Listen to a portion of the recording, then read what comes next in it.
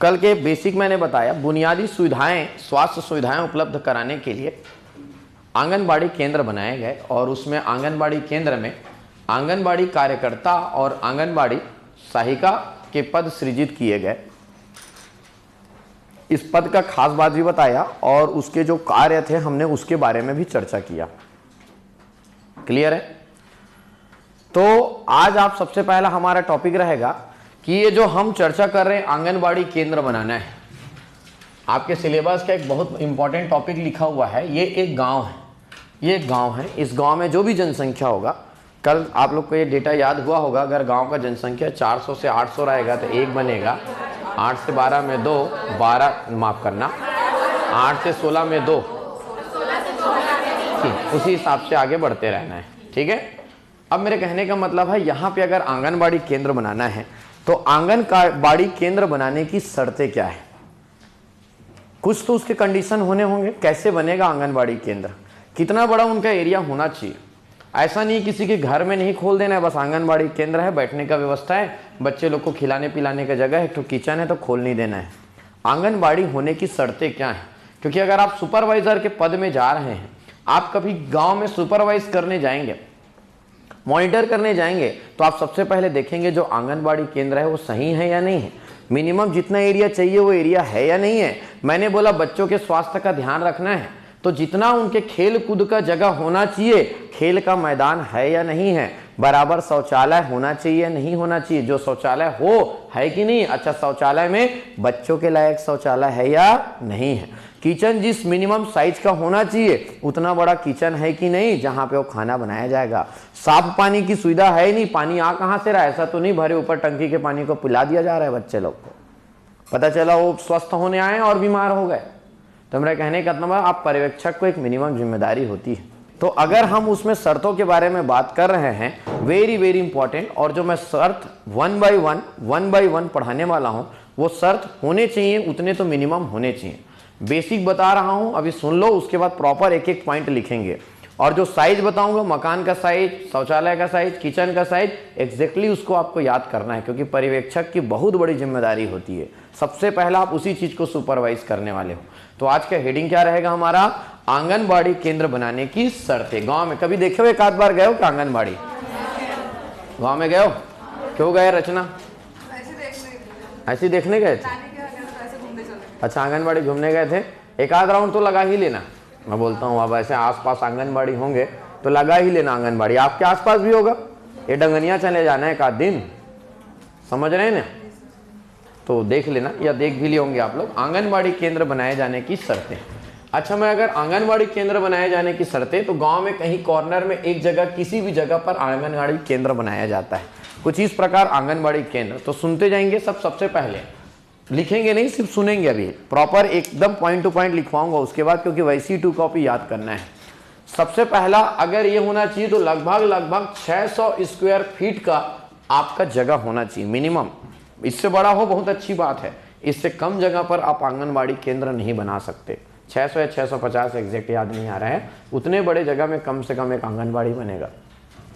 Number दूसरा, अगर आप यहाँ पे बनाए जा रहे हैं, खेलने का जगह होना जरूरी है, खेल ग्राउंड, खेल का मैदान यहाँ के आसपास होना जरूरी है।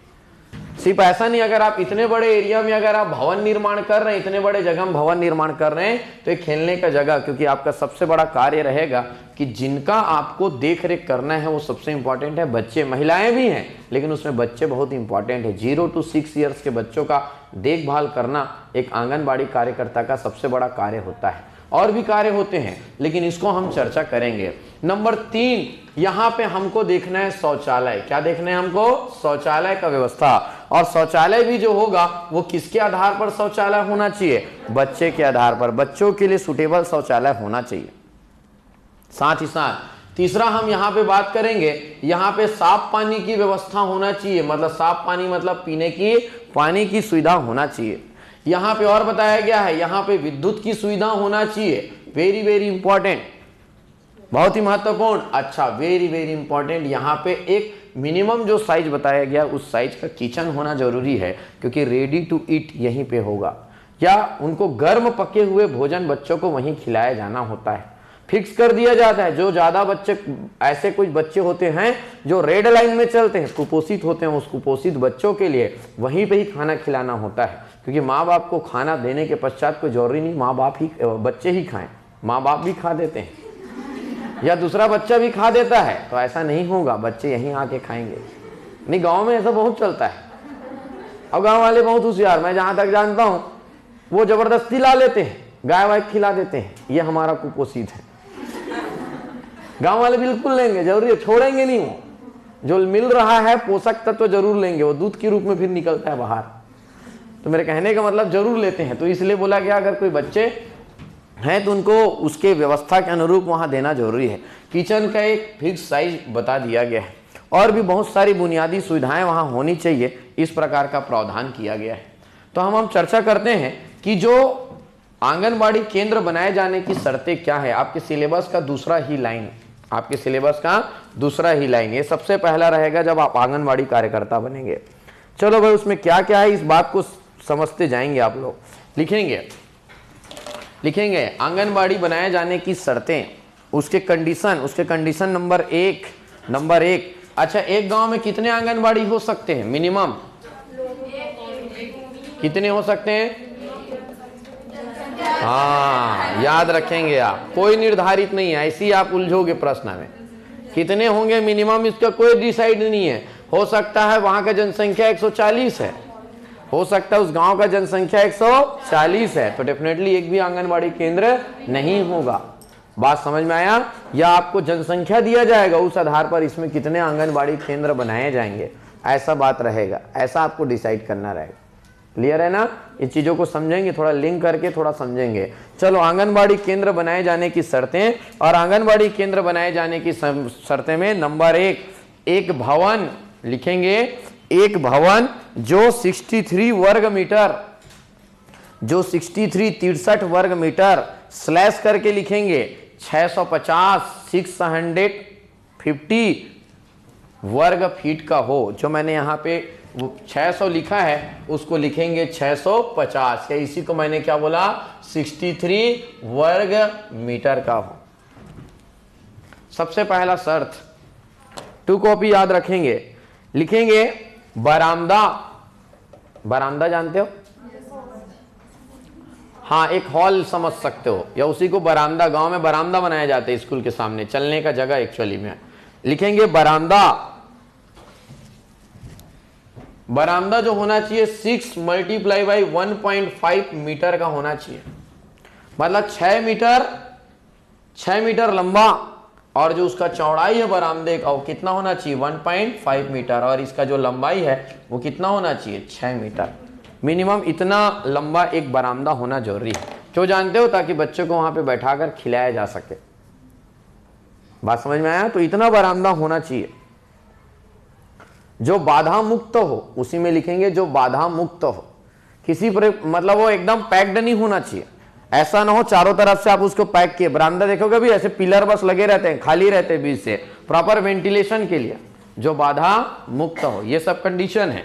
अगला, खेल का मैदान, खेल का मैदान कामा खेल का सामग्री होना चाहिए, और ज्यादा नहीं रहता है खेल के सामग्री में, 1-2 ठो मशीन वगैरह छोटे मोटे लगा देते थे, जैसे गार्डन वगैरह में लगा रहते ना, 1-2 झूले लगा दो, तो वो लगा दे। खेल का मैदान, और उस मैदान में क्या होना चाहिए, खेल का सामग्री तथा बाल हितैषी खिलौने, तथा बाल हितैषी, बच्चों को जो पसंद रहता है, उनके अच्छे प्रयोग के लिए हो, जो सीखे, ऐसे खिलौने होने चाहिए। अगला पॉइंट लिखेंगे आप, साफ सफाई कामा जल, साफ सफाई कामा जल व स्वच्छता सुविधाएं होनी चाहिए। साफ सफाई कामा जल और स्वच्छता सुविधाएं होनी चाहिए।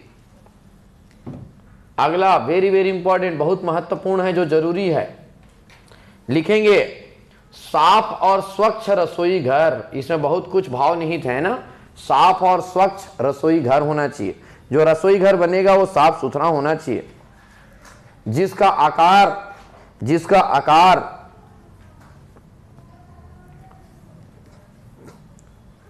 6 × 3 मीटर होना चाहिए, 6 मीटर लंबा, 3 मीटर चौड़ा, 6 मल्टीप्लाई 3,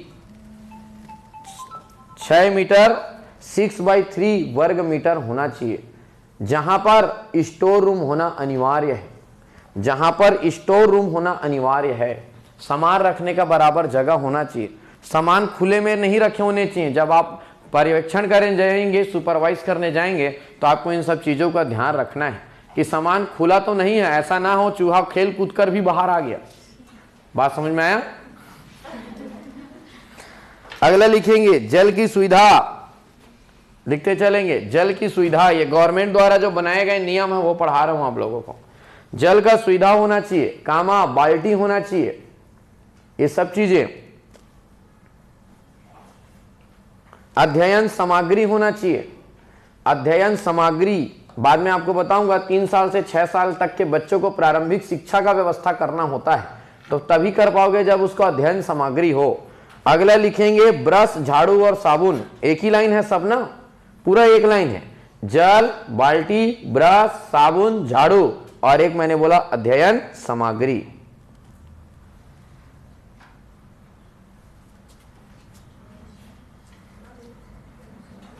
अगला लिखेंगे वेरी वेरी इंपॉर्टेंट, जो एकदम कंपलसरी है, बाल हितैषी शौचालय। बाल हितैषी, बच्चों के लायक, जो बच्चों के लिए प्रयोग किया जा सके, बाल हितैषी शौचालय। और कितने होने चाहिए भी याद रखेंगे, 2। कितने होने चाहिए? बाल हितैषी 2 शौचालय होने चाहिए, और जिसका आकार भी फिक्स है, 2 मल्टीप्लाई 3 वर्ग मीटर। 2 मीटर लंबा, 3 मीटर चौड़ा, ऐसा 2 मल्टीप्लाई 3 वर्ग मीटर बाल हितैषी शौचालय। संख्या कितना रहेगा? 2। इसी में आपको घुमाया जाएगा, सिर्फ शौचालय होना चाहिए या 2 शौचालय होना चाहिए। क्लियर है? पहुंच के लिए ढलावदार सुविधाएं होनी चाहिए, जो उसमें जो पहुंचने के लिए जो जगह होना चाहिए वो ढलावदार होना चाहिए। ढलावदार मतलब समझ गए ना, सीढ़ी नुमा नहीं होना चाहिए। हो सकता है कोई कुपोषित बच्चा आ रहा है, कोई हैंडीकेप बच्चा आ रहा है, उस हैंडीकेप बच्चे को कैसे लेकर जाओगे आप? इसलिए ढलावदार, ढलाव स्लोप नुमा क्या होना चाहिए? स्लोप, सीढ़ी नुमा नहीं चलेगा। सीढ़ी नुमा है सप्लीमेंट्री में तो अच्छी बात है, लेकिन ढलावदार होना बहुत जरूरी है। नहीं समझ में आया क्या? समझने लायक क्या था? अगला लिखेंगे मजबूत तथा रिसाव युक्त छत वाला भवन। मजबूत तथा रिसाव युक्त छत वाला भवन।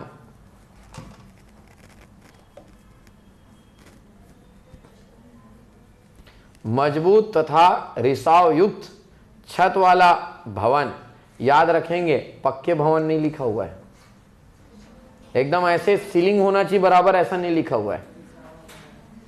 हाँ, खप्पड़ वाला भी चलेगा, लेकिन ऐसा ना हो पानी फिर अंदर ही आ रहा है, रिसाव नहीं होना चाहिए। बात समझ में आया कि नहीं आया? मजबूत तथा रिसाव युक्त भवन होना चाहिए। अगले लिखेंगे मजबूत खिड़कियां और दरवाजे। मजबूत खिड़कियां और दरवाजे। विद्युत कनेक्शन की सुविधा।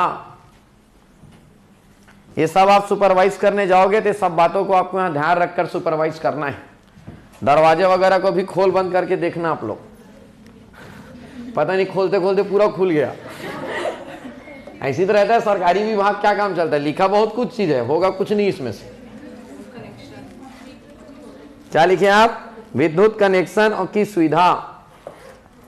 फर्नीचर और पंखे। फर्नीचर, पंखे और बिस्तर। फर्नीचर, पंखे और बिस्तर, इतना सुविधा होना चाहिए।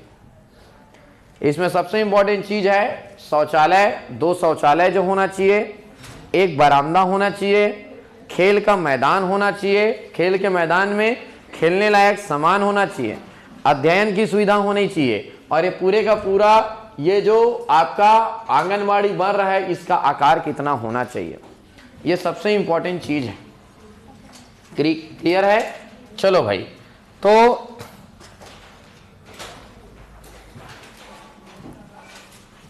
इतना सारा बात है जो एक आंगनबाड़ी बनाने के लिए जरूरी होता है, और जरूरी भी है।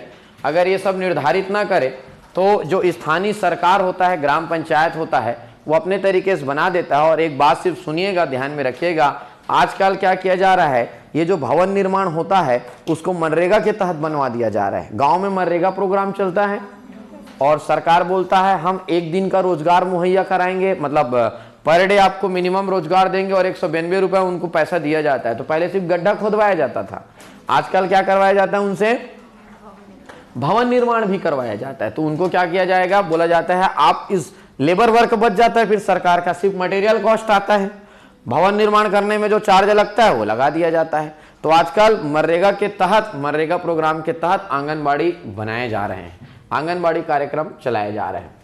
चलो भाई, ये तो हो गया हमारा आंगनबाड़ी के माध्यम से। एक्चुअल में जब इसका शुरुआत 1975 में जब इस प्रोग्राम का शुरुआत हुआ, मैंने बोला था 2 अक्टूबर 1900, यही बोला था क्या?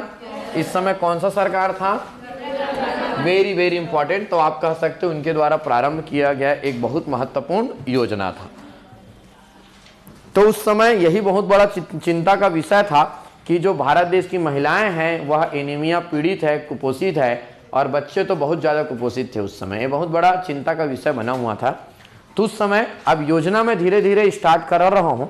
एक टॉपिक बचा हुआ है जो मैं 1-2 दिन में बताऊंगा, जो आंगनबाड़ी पर्यवेक्षक है उनका कार्य क्या क्या होता है। पूरा लिस्ट है, लगभग 20 प्रकार का कार्य होता है। तो एक बार मैं पूरा डेटा बना लूं, उसके बाद हम उसको डिस्कस करेंगे। अच्छा, तो अब हम बाल विकास विभाग से संबंधित, महिला एवं बाल विकास विभाग से संबंधित योजनाओं के बारे में हम चर्चा करेंगे। इनसे संबंधित जितने भी प्रोग्राम चलाए जा रहे हैं उन प्रोग्राम के बारे में हम चर्चा करेंगे। और अगर हम योजनाओं के बारे में चर्चा करें, इनसे संबंधित योजनाओं के बारे में चर्चा करें, तो बहुत सारी योजनाएं हैं। सिर्फ सुन लो आप लोग कौन कौन सी योजनाएं इनके द्वारा चलाया जाता है। सबसे पहले एक योजना है जिसका नाम है समेकित बाल विकास योजना या एकीकृत बाल विकास योजना कहा जाता है, integrated child development programme. Very very important, सबसे जबरदस्त योजना। बाद में महिला एवं बाल विकास के लिए और भी बहुत सारे योजना चलाए जाते हैं, जैसे पोषण आहार कार्यक्रम चलाया जाता है जिसमें सप्लीमेंट्री न्यूट्रिएंट्स दिया जाता है, या लड़कियों के लिए आप लोग सुने होंगे सबला योजना चलाया जाता है, मुख्यमंत्री बाल विवाह योजना चलाया मुख्यमंत्री बालिका योजना चलाया जाता है, और सुकन्या समृद्धि योजना चलाया जाता है, नौनी सुरक्षा योजना चलाया जाता है। तो ऐसे बहुत सारी योजनाएं हैं जो इसमें समाहित है। जो कल मैंने आपको बुक बोला सभी के सभी उसमें इंक्लूडेड है, लेकिन हाँ पर्टिकुलर ये विभागीय योजना है, तो विभागीय योजना में आपको और उसमें ऐड करने का जरूरत पड़ेगा, उतने बस से काम नहीं चलेगा। तो मैं धीरे धीरे उसको ऐड कर करके आप लोग को कवर कराता हूँ। क्लियर है? तो हम योजना प्रारंभ करते हैं। 2 पार्ट है, अब 2 पार्ट है। पहला पार्ट है योजना और दूसरा पार्ट है अधिनियम। बहुत सारे एक्ट जो बने हैं अब तक, जो कानून बने हुए हैं महिला एवं बाल विकास से संबंधित, तो पहले हम योजना पढ़ेंगे। शुरुआत करें तो सबसे इंपॉर्टेंट जो योजना भी चलाया जा रहा है, जिसके बारे में हम बहुत ज्यादा डिटेल से चर्चा करेंगे, उस योजना का नाम है, पहला ही योजना है उसका नाम है समेकित बाल विकास योजना। समेकित बाल विकास योजना, इनके बारे में हम चर्चा करेंगे। और ये जो समेकित बाल विकास योजना मैं चर्चा कर रहा हूं, इसी को एकीकृत बाल विकास योजना भी कहा जाता है, या इसको मैं इंग्लिश में लिख दूं तो इंग्लिश में आप लिखेंगे तो इसका नाम क्या होता है, इंटीग्रेटेड चाइल्ड डेवलपमेंट प्रोग्राम कहा जाता है। इंटीग्रेटेड चाइल्ड डेवलपमेंट प्रोग्राम के बारे में कहा जाता है। अगर इसमें बात करेंगे तो सही में हम इसमें बात करें तो लगभग इसमें 5 प्रकार के समेकित बाल विकास योजना। ये समेकित बाल विकास योजना अगर आपसे बोला जाए तो इस योजना में सबसे बड़ा विषय रहेगा ये योजना प्रारंभ कब किया गया है। कोई भी योजना में सबसे पहला विषय रहता है ये योजना प्रारंभ कब किया गया, और प्रारंभ वही जो आंगनबाड़ी वाला आपको डेट याद होगा, कब 2 अक्टूबर 1900। इस समय इस योजना को प्रारंभ किया गया 2 अक्टूबर 1975। एक्चुअल में आप ऐसा कह सकते हो कि इस योजना को लोगों तक पहुंचाने के लिए ही आंगनबाड़ी बनाया गया। आंगनबाड़ी बनाना उद्देश्य नहीं था, इस योजना को लोगों तक पहुंचाना था। लोगों तक कौन जाएगा? अब ऐसा तो नहीं है एक पैकेट अनाज को लेकर एक MBBS डॉक्टर गांव के लोगों को बांटने जाएगा। तो बोला कौन बांटेगा? तो गांव के लोगों से बंटवाओ। तो गांव के लोगों में एक जन को जिम्मेदारी देना पड़ेगा, तो डेफिनेटली उसको कार्यकर्ता बनाओ, आंगनबाड़ी कार्यकर्ता। एक्चुअल में इस योजना को लागू करने के लिए आंगनबाड़ी का जन्म हो गया। बात अलग है, आज आंगनबाड़ी गांव में बहुत काम आता है। वो जो कार्यकर्ता रहता है उनके पास पूरा गांव का डिटेल रहता है, क्या है कैसे है, ज़्यादा तो नहीं, लेकिन महिला और बच्चों का डिटेल तो रहता ही है। और वैसे हर घर जाते हैं तो हर घर का खबर भी रहता है उनके पास। आप उनसे पूरा पूछ सकते हो कहाँ कहाँ क्या क्या चल रहा है। तो इनका जो प्रारंभ किया गया वो कब किया गया? 2 अक्टूबर 1975 से इसका प्रारंभ किया गया। तो और अगर ये जो योजना चलाया जा रहा है, ये जो प्रारंभ हुआ गया है, ये किस विभाग के अधीन है? अगर आपसे ये पूछा जाए तो आप बिल्कुल बोलोगे महिला एवं बाल विकास विभाग। महिला एवं बाल विकास विभाग के द्वारा, human and child development department के द्वारा यह योजना चलाया जा रहा है। आपका एक काम रहेगा जी, आपका एक काम यह रहेगा, इसके आज भारत देश में राष्ट्रीय महिला एवं बाल विकास विभाग के अध्यक्ष कौन है ये पता करके आओगे राष्ट्रीय स्तर पर। इसके मंत्री कौन है ये पता करके आओगे, छोड़ो इसके मंत्री कौन है आप ये पता करके आओगे, इसके प्रमुख मंत्री कौन है इस विभाग के। और साथ ही साथ दूसरा बात करोगे, इसके राज्य मंत्री कौन है इस विभाग के। दोनों आप लोग के होमवर्क हैं। कौन है? अनिला भेड़िया है पक्का। और मंत्री कौन है?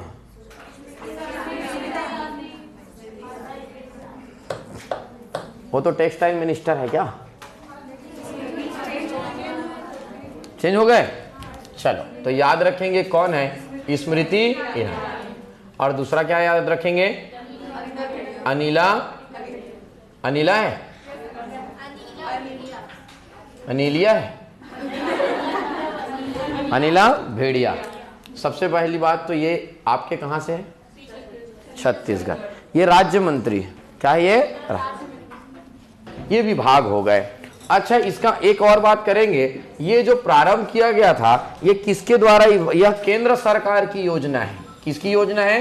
केंद्र सरकार की योजना है। ये लो भाई, केंद्र सरकार की योजना है। बहुत अच्छी बात। हाँ, ये बात अलग है, केंद्र सरकार का योजना है और केंद्र सरकार की किसी भी योजना को केंद्र सरकार और राज्य सरकार के द्वारा संचालित किया जाता है। अब इस योजना के तहत सिर्फ अभी सुन लो इसको, क्या क्या प्रावधान किया जाएगा। और जो मैं बुक बोला हूं आपके पास होगा तो प्रॉपर उसमें लिखा हुआ है, आपको उसी लहजे से लिखना भी रहेगा। इसको मैं लिखवाऊंगा भी आप लोगों को। तो इस योजना के तहत, इस योजना के लाभार्थी, इस योजना से लाभार्थी क्या होंगे ये भी हम लिख लेते हैं। ये लो भाई, लाभार्थी। इस योजना से बेनिफिट किसको किसको मिलेगा? इससे बेनिफिट जो मिलने वाला है, लाभार्थी रहेंगे, उस लाभार्थी में नंबर एक जितना मैं लिख रहा हूं वैसी ही 2 कॉपी याद रखना है। 0 to 6 वर्ष के बच्चे, 0 to 6 वर्ष के बच्चे, 6 से ज्यादा नहीं होना चाहिए और 0 से कम तो होते नहीं है। 0 to 6 वर्ष के बच्चे होंगे। नंबर दूसरा, अगर हम दूसरे में बात करें तो यहां पे लिखेंगे गर्भवती महिलाएं। इस योजना से बेनिफिट किसको किसको मिलेगा? गर्भवती महिलाएं।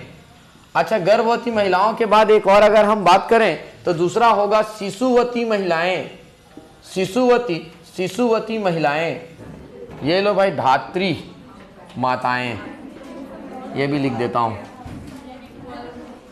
अगला एक और हम चर्चा करेंगे, नंबर तीसरा अगर हम बात करेंगे तो इसमें लिखेंगे 15 से 45 वर्ष की महिलाएं। 15 से 45 वर्ष की महिलाएं, 15 से 45 वर्ष की महिलाएं, इसके अंदर भी इसके लाभार्थी में काउंट किए जाते हैं। और ये कौन सी महिलाएं होंगे थोड़े देर में हम काउंट करेंगे, और क्यों इनको चर्चा किया जा रहा है ये भी हम चर्चा करेंगे। 15 से 45 वर्ष की महिलाएं। और एक और याद रखेंगे, किशोरी बालिकाएं। किशोरी बालिकाएं अगर हम इसको बात करें तो किशोरी बालिकाओं को 2 तरीके से वर्गीकृत किया जाता है। एक रहेगा 11 से 14 वर्ष तक की किशोरी बालिकाएं और दूसरा रहेगा 14 से 18 वर्ष की किशोरी बालिकाएं। इसको वर्गीकृत करने का अलग अलग तरीका है। किशोरी बालिकाएं जो टीनेजर्स लड़कियां होती हैं, किशोरी बालिकाएं, एक वो लड़कियां जो 11 से 14 वर्ष की उम्र की है और 14 से 18 वर्ष। 11 से 14 वर्ष की अगर बात मैं जब भी करूंगा तो ये वो बच्चे को कंसीडर किया गया है इस योजना में जो साला त्यागी शाला त्यागी। शाला त्यागी मतलब समझते हो, जिन्होंने स्कूल जाना बंद कर दिया है। और 14 से 18 वर्ष की समस्त 14 से 18 वर्ष की समस्त बालिकाएं। वेरी वेरी इंपॉर्टेंट, एक एक शब्द का परिभाषा जानना जरूरी है। अगर कोई लड़की इससे ज्यादा है तो उनको शामिल नहीं किया जाएगा। हाँ डेफिनेटली अगर वो इससे ज्यादा है तो इसमें शामिल हो सकते हैं, 15 से 45 वर्ष। ठीक, चलो इधर ध्यान देंगे। अब अगर मैं अब लाभार्थी की बात कर रहा हूं तो 4 प्रकार के लाभार्थी हैं जिनको समेकित बाल विकास योजना का फायदा मिलेगा। अभी इस योजना का उद्देश्य नहीं बताया हूं, इस योजना से किसको लाभ देने का प्रावधान किया गया है ये समझेंगे। 0 to 6 वर्ष के सभी बच्चे, 0 से 6 वर्ष के सभी बच्चे, सभी बच्चे का मतलब किसी भी प्रकार का कोई भेदभाव नहीं, लड़के लड़कियों में भी कोई भेदभाव नहीं, सभी बच्चों को इसका फायदा मिलेगा। सिर्फ गरीब वर्ग को मिलेगा ऐसा भी कोई भेदभाव नहीं है। हाँ लेकिन इसमें एक बात आप याद रखेंगे, इसी 0 to 6 वर्ष में बच्चे और वर्गीकृत किए गए स्पेशल प्रकार से। जो बच्चे, कुछ ऐसे बच्चे होते हैं जो गंभीर कुपोषित होते हैं। क्या होते हैं? गंभीर कुपोषित होते हैं, मतलब बहुत ज्यादा उसको ध्यान देने की जरूरत है। या ऐसे कोई बच्चा भी हो सकता है इसी एज में जो निःशक्तजन है, हैंडीकेप है। एक बच्चे का एक तरीका और क्या रहेगा? निःशक्तजन। मतलब सामान्यतः ये 3 तरीके से बात की गई है। एक तो सभी बच्चे की बात की गई है, इसी एज में गंभीर कुपोषित बच्चों की बात कही गई है, और निःशक्तजन बच्चों की बात कही गई है। गर्भवती महिलाओं को ध्यान रखने की बात कही गई है, साथ ही साथ शिशुवती महिलाओं को बात करने की बात कही गई है। शिशुवती और धात्री माताएं, ये 2 प्रकार का। 15 से 45 वर्ष की महिलाओं को इसलिए इसमें शामिल किया गया है क्योंकि इस समय में एक ऐसा होता है, उनका मंथ चलने के कारण महिलाओं का उनके अंदर आयरन की कमी होती है, और आयरन की कमी के कारण उन लोगों में भारत देश में बहुत बड़ा चिंता का विषय एनीमिया पीड़ित महिलाएं होती है, आयरन का कमी हो जाता है।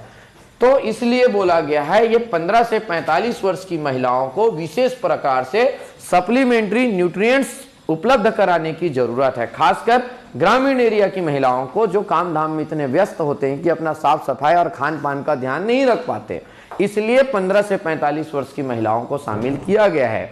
और यहाँ पे किशोरी बालिकाएं शामिल की गई है 11 से 18 वर्ष के, क्योंकि यही वो समय रहता है जब उनमें बहुत बड़ा शारीरिक बदलाव आता है। इसी समय उनका जो मासिक धर्म प्रारंभ होता है, उनके कारण उनको उससे रिलेटेड जानकारी देने के लिए, अवेयरनेस क्रिएट करने के लिए कि आपको ऐसे समय में किस प्रकार की सावधानियां बरतनी चाहिए, कैसा आपको ध्यान रखना है, इसलिए किशोरी बालिकाओं को साथ में ध्यान में रखा गया है। लाभार्थी में मैं बोला 4 वर्गीकरण, मतलब 4 वर्गीकरण। इसके सिवा आंगनबाड़ी योजना का फायदा और किसी अन्य प्रकार के लोगों को नहीं मिलेगा। फॉर एग्जाम्पल, गांव में कोई वृद्धजन है, ठीक वृद्धजन हैं, उनको आंगनबाड़ी से किसी भी प्रकार का कोई सहायता नहीं मिलने वाला है। कोई बीमार पड़ गए तो आंगनबाड़ी नहीं पहुंच पा जाना है। बात समझ में आया? वो अलग कंडीशन है, इनका काम है इस वर्ग को ध्यान में रखना। कैसे ध्यान में रखा जाएगा अब शुरू होता है। नहीं है, बिल्कुल नहीं है। 45 से ऊपर मतलब वो दूसरा विभाग देखेगा, उसको ग्रामीण विकास उसकी सहायता करेगा, लोक सहायता उपलब्ध कराएगा, वो अगले विभाग के पास पहुंच जाते हो। लेकिन मैं जिस योजना की बात कर रहा हूं 45 के पार तो वो किसी की नहीं जानते। बात समझ में आया? इतने तक की महिलाओं का ही ध्यान रखा जाता है, इसलिए प्रॉपर उनका डाटाबेस तैयार किया जाता है। ये मतलब ये, इससे बाहर कुछ भी नहीं। समेकित बाल विकास योजना और बहुत सारी योजनाएं हैं उनमें मिल सकता है, लेकिन इसमें समेकित बाल विकास योजना में इनको फायदा मिलेगा और बहुत ही महत्वपूर्ण योजना है, वेरी वेरी इंपॉर्टेंट। क्लियर है? अच्छा, जब इस समेकित बाल विकास योजना के हम बारे में लाभार्थी को जान गए तो अगर इसके बारे में जान गए हैं तो इसमें सबसे इंपॉर्टेंट चीज अब हम पढ़ेंगे उद्देश्य। क्या पढ़ेंगे हम लोग? उद्देश्य। कौन से योजना का उद्देश्य? समेकित बाल विकास योजना, सबसे महत्वपूर्ण योजना। और आप ये बात भी जान लो, सबसे ज्यादा प्रश्न आपको यहीं से ही टकराएंगे। बहुत सारी योजना है, सब योजना छोटा छोटा योजना है, 15-15 मिनट में योजना खत्म हो जाएगा। यही एक योजना है जिसको हम बहुत लंबे समय तक पढ़ेंगे। और योजना आधा तो आपको समझ में आ गया है। सबसे इंपॉर्टेंट चीज इन लोगों के कुपोषण को दूर करना है, इसका स्वास्थ्य देखभाल करना, पोषण आहार उपलब्ध कराना, टीकाकरण उपलब्ध कराना। टीके नहीं लगवाते हैं गांव के लोग, बच्चा जन्म हो गया है, समय समय पर टीके नहीं लगा रहे हैं। अच्छा, टीके उनको तो ये भी नहीं पता लगाना कब रहता है, तो आंगनवाड़ी कार्यकर्ता का जिम्मेदारी रहता है बार बार टीका लगा है, नहीं लगा है, लगाओ। नहीं है बच्चा, फिर 15 दिन बाद जाकर देखो टीका नहीं लगा है, मतलब ये अब माँ बाप की जिम्मेदारी नहीं है, अब वो आंगनवाड़ी कार्यकर्ता की जिम्मेदारी है कि वहां जो बच्चा पैदा हुआ है उसको टीका लगा है या नहीं। वेरी वेरी इंपॉर्टेंट, पूरक पोषण आहार उपलब्ध करवाना। बच्चा ज्यादा कुपोषित है, उसके घर में पूरक पोषण आहार मत दो, उसको पकड़ के लाओ आंगनबाड़ी में और यहीं पे खाना बना के खिलाओ उसको। बढ़िया ही नहीं, जरूरी है। वास्तविकता में बोलूं तो हमारा भारत जब आजाद हुआ तो बहुत ही कुपोषित भारत था। कुपोषण बहुत बड़ा चिंता का विषय था। अगर बच्चा बचपन से कुपोषित है, शारीरिक रूप से कमजोर है, तो उसका मानसिक रूप से भी परिपक्व नहीं हो पाता था। इसीलिए भारत देश में गरीबी और मानसिक रूप से कमी, हमारे यहाँ जो टेक्नोलॉजी नहीं आ पाया, बड़े बड़े वैज्ञानिक नहीं बन पाए, इसका सबसे बड़ा कारण था यह भारत एक कुपोषित भारत। उस कुपोषित भारत से बाहर लाने में इन सब योजनाओं का बहुत बड़ा योगदान है। तो उद्देश्य क्या है, इसको 1 बाय 1 जो सरकार 2 कॉपी लिख कर देता है उसको भी 2 कॉपी आप अपने कॉपी में लिखते चलेंगे। क्लियर है? मैं 1 बाय 1 उसको समझाते भी चलता हूं। चलो जल्दी से लिखेंगे। नंबर 1 लिखेंगे बच्चों के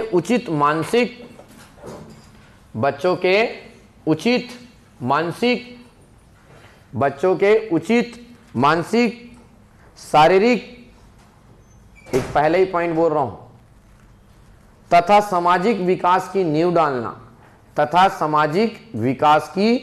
डालना।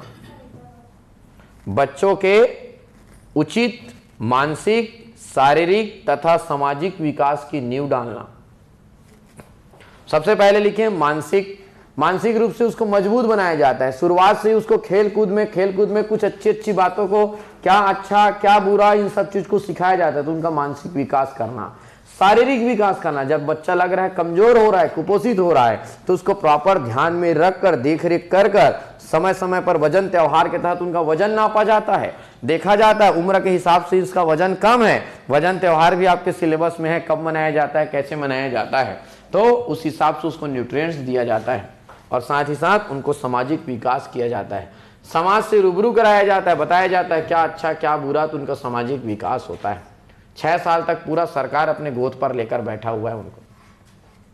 और जो संविधान पढ़ते हैं उनको तो मैं बता भी चुका हूं, आर्टिकल नंबर 45,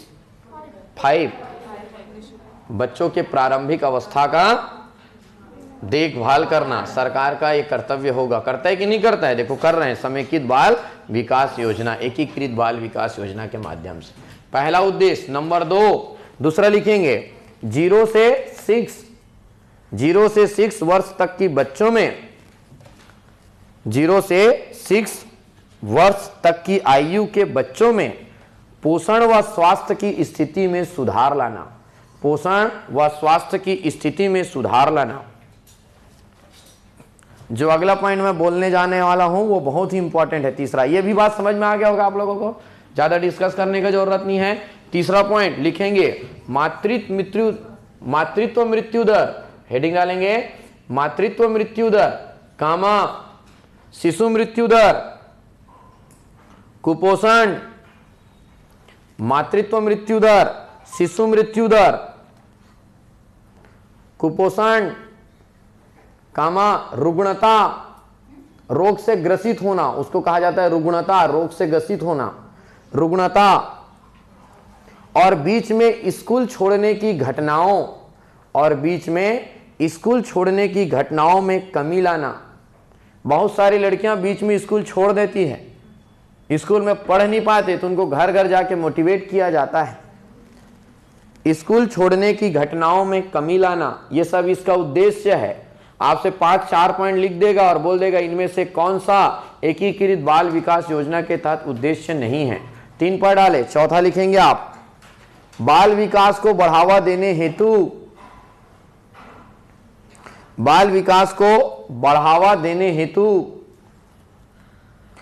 विभिन्न विभागों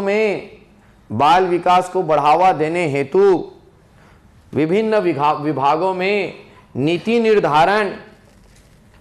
निर्धारण और कार्यक्रम लागू करने में प्रभावकारी तालमेल निर्धारण और कार्यक्रम लागू करने में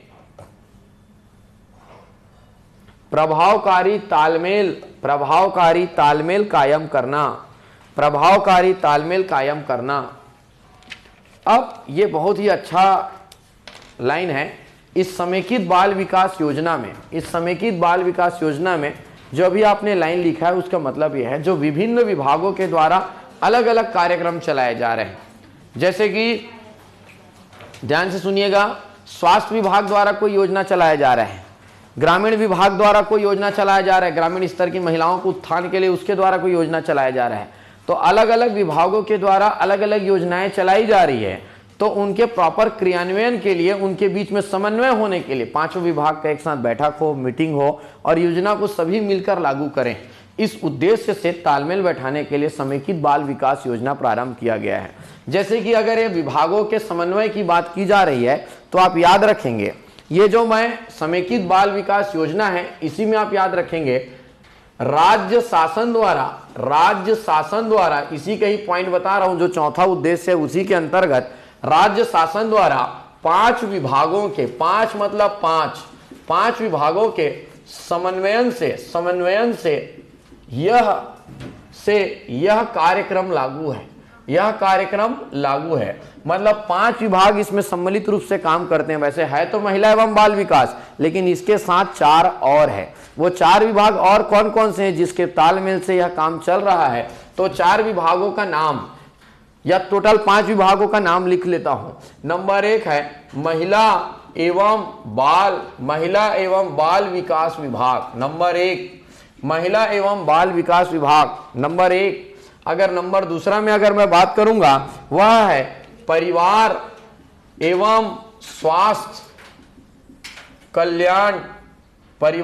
स्वास्थ्य कल्याण विभाग। ये एक विभाग।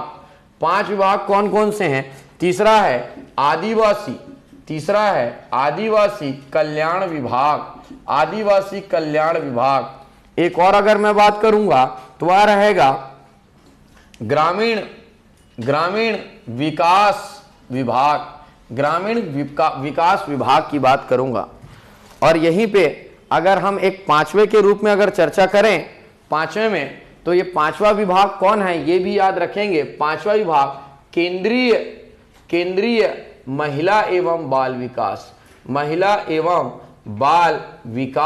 विभाग। ये राज्य स्तर का महिला एवं बाल विकास विभाग है या केंद्र स्तर का महिला एवं बाल विकास विभाग है। और तीन और विभागों का नाम लिखना है, परिवार एवं स्वास्थ्य कल्याण विभाग, आदिवासी कल्याण विभाग और ग्रामीण विकास विभाग।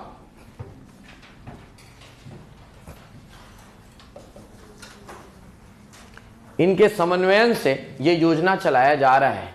याद रखेंगे यहां पे जो मैं 5 बोला हूं, वेरी वेरी इंपॉर्टेंट, 5 विभाग का समन्वय रहता है समेकित बाल विकास योजना में। ये बहुत गहराई में चर्चा है। जब हम पीएससी की तैयारी करते हैं तो इतना गहराई में नहीं जाना रहता है। बस ये एक सेवा है, योजना है, महिला एवं बाल विकास के लिए चलाया जा रहा है। पोषक आहार उपलब्ध कराए जाते हैं, इस बात को समझेंगे। 5 विभाग के समन्वय से ये योजना चलाया जा रहा है। चलो अगर आप इतना लिख ले तो कितने उद्देश्य पूरे हुए आपके? 4। एक उद्देश्य और है 5। पांचवा उद्देश्य लिखेंगे उचित सामुदायिक शिक्षा के माध्यम से। लिखेंगे उचित सामुदायिक शिक्षा के माध्यम से, उचित सामुदायिक शिक्षा के माध्यम से बच्चों में स्वास्थ्य पोषण तथा विकास संबंधी आवश्यकताओं की देखभाल। उचित सामुदायिक शिक्षा के माध्यम से बच्चों में स्वास्थ्य पोषण तथा विकास संबंधी आवश्यकताओं की देखभाल के लिए माताओं की क्षमता बढ़ाना। आवश्यकताओं की देखभाल के लिए माताओं की क्षमता बढ़ाना मतलब माताओं को भी इसलिए परिपक्व किया जाता है, इसलिए उनका ध्यान रखा जाता है। अगर माताएं अच्छी रहेंगी तो डेफिनेटली वो अपने बच्चों का भी अच्छे से भरण पोषण कर सकती है, अच्छे से उनको शिक्षा दे सकती है। अगर माँ ही बीमार रहे तो डेफिनेटली वो बच्चों को जो शिक्षा मिलना चाहिए वो शिक्षा नहीं मिल पाएगा। इनका एक उद्देश्य और है, इसीलिए ये जो मैं लिखा गर्भवती महिलाओं का ध्यान रखा जा रहा है, साथ ही साथ शिशुवती महिलाएं और धात्री माताओं इनका ध्यान रखा जा रहा है, उसका सबसे बड़ा कारण वही है, ताकि इनका हम ध्यान रखें तो दूसरे का भी वो बच्चों का ध्यान रखें। तो ऐसा मेन उद्देश्य है। मेन उद्देश्य में इस 5 उद्देश्य के साथ 4 प्रकार के लोगों को लाभार्थी बनाया गया है। इस एज ग्रुप को एकीकृत बाल विकास योजना के तहत लाभ दिया जाएगा। अच्छा, ये लाभ दिया जाएगा, अब प्रश्न बनता है क्या लाभ दिया जाएगा, लाभ क्या दिया जाएगा, कौन सी सेवा देते हैं इन लोग, कौन सा मेन सा सर्विस है जो इस योजना के तहत इन 4 प्रकार के लोगों को दिया जाएगा। और याद रखेंगे इस योजना के तहत 6 प्रकार की सेवाएं दी जाती है। कितने प्रकार की सेवाएं? 6 प्रकार की सेवाएं दी जाती है। Very very important. इस योजना के तहत 6 प्रकार की सेवाओं को हम लिखते हैं। पहले हेडिंग डालेंगे, लिखेंगे समेकित बाल विकास योजना के तहत 6 प्रकार की सेवाएं दी जाती। 6 मतलब 6, ना वो 5 होगा और ना ही वो 7 होगा। एकीकृत या समेकित बाल विकास योजना के तहत समेकित बाल विकास योजना के तहत 6 प्रकार की सेवाएं दी जाती है। वो 6 प्रकार की सेवा कौन कौन सी है इसको आप लिखते चलेंगे। सबसे पहला योजना का नाम क्या रहेगा? वह रहेगा टीकाकरण। क्या रहेगा? टीकाकरण। पहले योजना का नाम लिखेंगे आप लोग। सबसे पहला है टीकाकरण और दूसरा है आपका स्वास्थ्य जांच, स्वास्थ्य जांच करना। तीसरा आप लिखेंगे संदर्भ सेवाएं। क्या लिखेंगे? संदर्भ सेवाएं। और चौथा अगर संदर्भ सेवाओं के बारे में अगर बात करें, पूरक पोषण उपलब्ध कराना। पूरक पोषण उपलब्ध कराना। ये लो भाई, पूरक पोषण उपलब्ध कराना। 5वें नंबर में अगर मैं बात करूं, स्वास्थ्य पोषण एवं शिक्षा, स्वास्थ्य पोषण एवं शिक्षा उपलब्ध कराना, स्वास्थ्य पोषण एवं शिक्षा उपलब्ध कराना। और 6वें नंबर में अगर मैं चर्चा करूं तो वह है शाला पूर्व शिक्षा। यह लिखेंगे आप, शाला पूर्व उनको शिक्षा उपलब्ध कराना, शाला पूर्व शिक्षा उपलब्ध कराना। और ये क्या क्या है पहले सबके नाम लिखेंगे आप। शाला पूर्व शिक्षा उपलब्ध कराना, अगर इसमें आप याद करेंगे तो मैं थोड़ा थोड़ा समझाते चलूंगा और कैसे समझेंगे उसको कुछ इस प्रकार से समझाऊंगा। मैंने थोड़ा अलग तरीके से इसको समझाने का कोशिश किया है और इसको आप समझेंगे।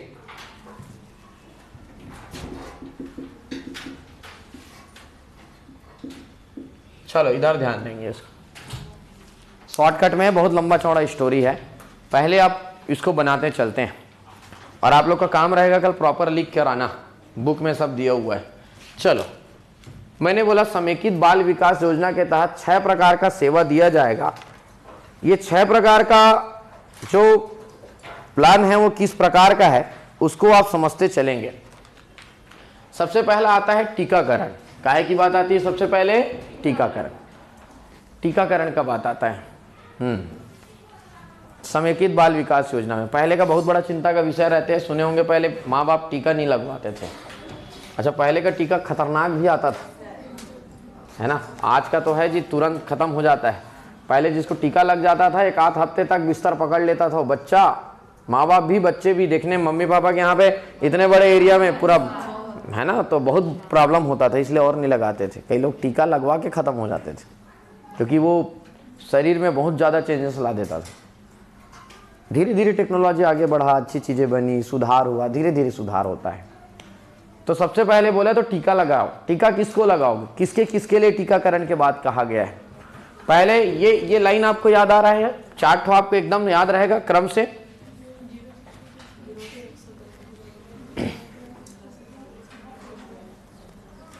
ये याद रहेंगे, ये 4 एकदम क्रम से याद कर लो और इसको मैं आपको आसानी सब याद कराता हूं। टीकाकरण का बेनिफिट किसको मिलेगा? 1 नंबर को मिलेगा, 2 नंबर को मिलेगा, 4 नंबर को मिलेगा।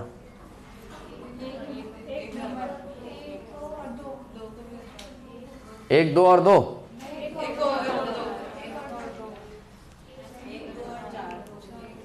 मतलब क्या कर रहा हूं मैं तो बता डाला ना आप लोगों को। आप लोग क्या कर रहे हो? मैं जो हेलो पूछा थोड़ी ना था किसको मिलेगा, मैं बता दिया जी। 1 नंबर को मिलेगा, 2 नंबर को मिलेगा और 4 नंबर को मिलेगा।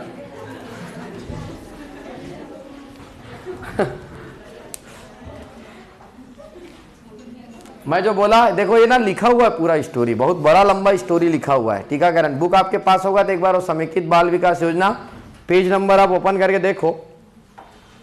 91 सर्वे रिपोर्ट है क्या, जो मैं कल बुक रखने बोला था, पेज नंबर 91 ओपन करें। और ये कल आप लोग को टेबल कॉपी में लिखना भी है, याद करना है, लेकिन मैं आपको याद करने का तरीका बता रहा हूं। पेज नंबर 91 है, जबरदस्त बड़ा सा टेबल है। अब उतने बड़े टेबल को आप घर में लिख सकते हो, आपको याद कैसे करना है। आपसे यही पूछा जाएगा समेकित बाल विकास योजना के पूरक पोषण आहार के तहत किसको किसको सुविधा दिया जाता है। ऐसा नहीं है पूरे का पूरा हर सेवा ये चारों प्रकार के लाभार्थी को दिया जाएगा।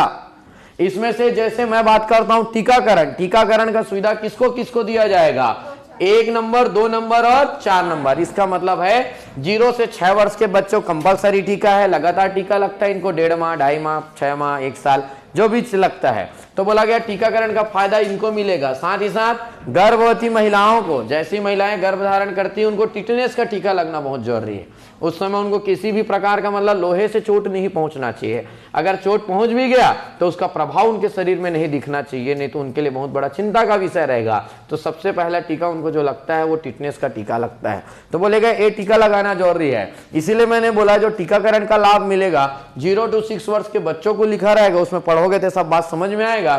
साथ ही साथ गर्भवती महिलाओं को इसका फायदा मिलेगा। और जो किशोरी बालिकाएं हैं जो शाला छोड़ रही हैं क्योंकि उनका स्वास्थ्य ठीक ठाक नहीं है, उसमें शारीरिक बदलाव के कारण वो स्कूल जाना छोड़ रही है, तो उनको टीका लगाया जाता है। शारीरिक बदलाव के लिए खून की कमी ना हो इसलिए उनके शरीर को। तो बोला गया इन 3 को, इसको क्या टीका लगाओगे, 15 को 45 को लगता है क्या, जाते हो टीका लगवाने, सोचने वाली बात है।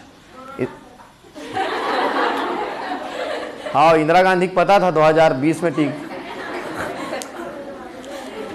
अच्छा इंदिरा गांधी से याद आया, ये भी याद रखेंगे 5वीं पंचवर्षीय योजना में आया था जी।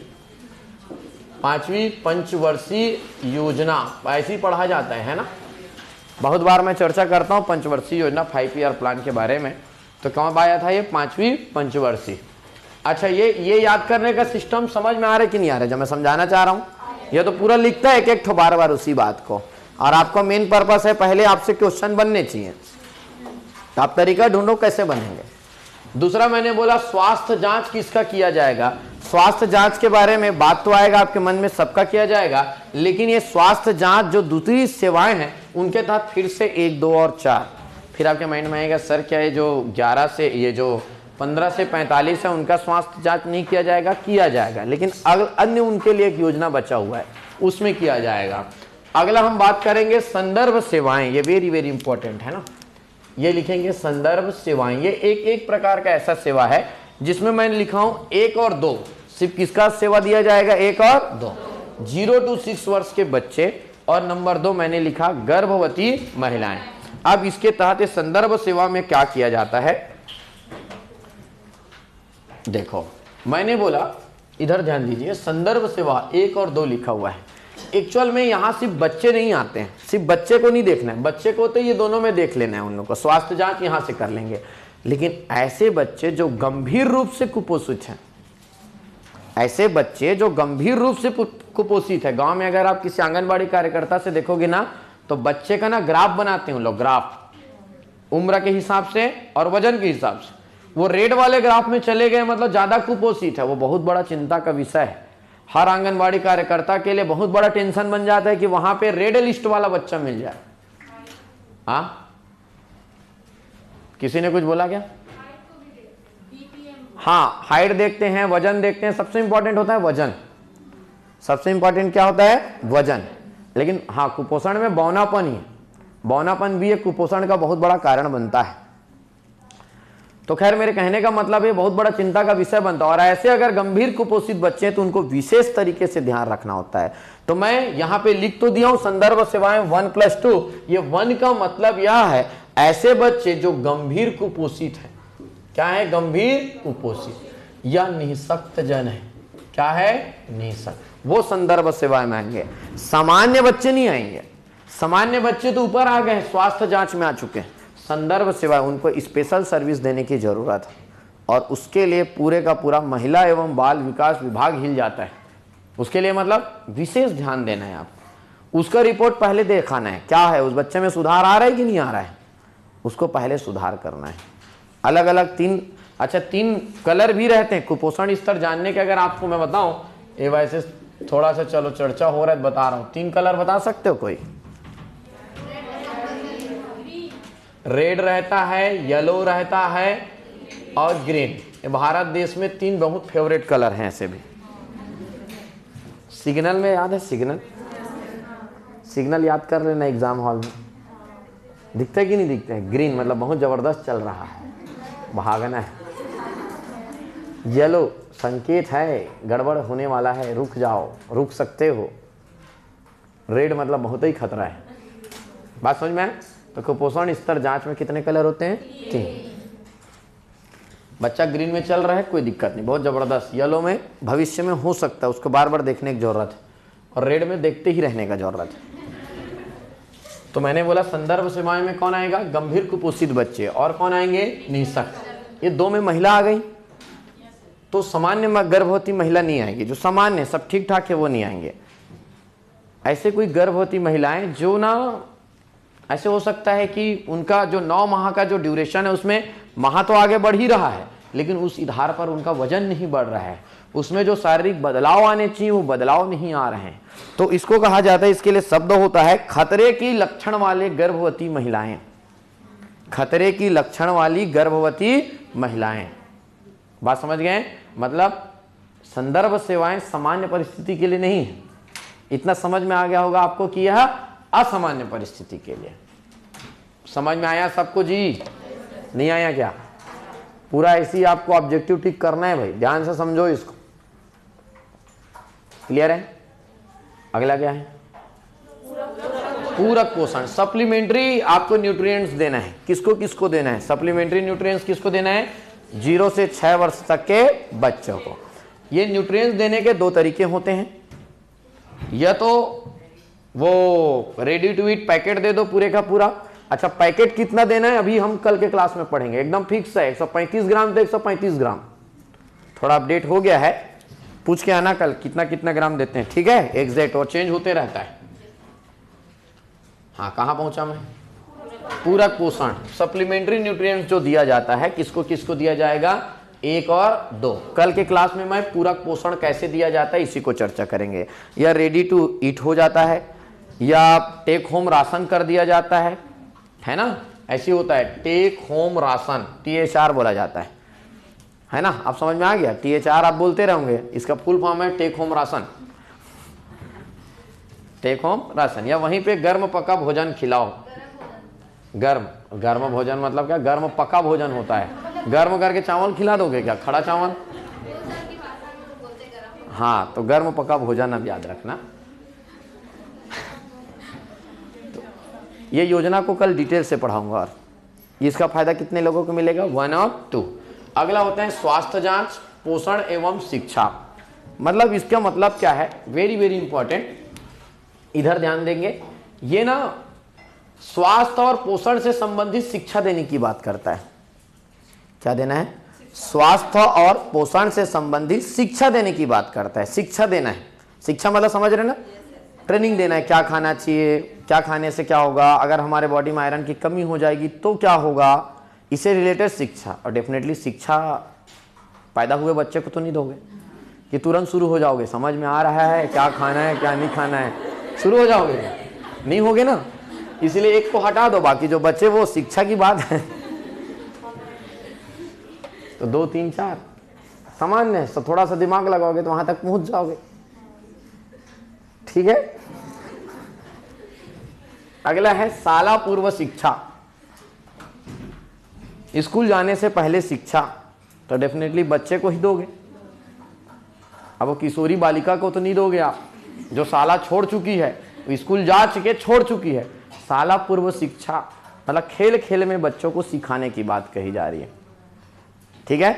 अच्छा, खेल खेल में सिखाना है मतलब शुरुआत में शुरू नहीं हो जाना है। 3 साल तक बच्चे को तो कम से कम चलने देना है। जब चलना हो जाएगा तो आंगनबाड़ी आएगा, तो उसको शाला पूर्व शिक्षा, इसीलिए 3 साल में आंगनबाड़ी में एडमिशन होता है। बच्चा आंगनबाड़ी जाता है, वहाँ रहता है 2-3 घंटे जो भी टाइम स्पेंड करता है। मेन पर्पस उसको शिक्षा ही देना नहीं होता है, मेन पर्पस होता है सिखाना, सामाजिक चीज़ों से सिखाना, अच्छा बुरा खेल खेल में सिखाना, है ना। बच्चे लोग को आजकल विविध प्रकार के ट्रेनिंग दिए जा रहे हैं, है ना। तो ऐसा शाला पूर्व शिक्षा थोड़ा सा समझोगे और आराम से पहुंचोगे। सिर्फ कौन शामिल है इसमें? 1 दिख रहा है, 1 0 to 6 वर्ष के बच्चे ये शामिल है। इसी को ही शाला पूर्व मतलब स्कूल जाने से पहले ट्रेनिंग देना। ये आपसे यही चीज पूछा जाएगा टेबल। और जो पूरे का पूरा वो पूरा का पूरा ये लिखा हुआ है, आप अपने नोट्स में देखिएगा, ये पूरे का पूरा जो इतना बड़ा लिखा हुआ है ये इतने शॉर्टकट में बना दिया। क्लियर है? उतना ही पढ़ो जिससे ऑब्जेक्टिव बन जाए। क्लियर है? तो ये है समेकित बाल विकास योजना। कल के क्लास में मैं इसी के तहत जो पूरक पोषण आहार दिया जाता है, ये आहार कितना दिया जाता है, इनके बारे में चर्चा करूंगा।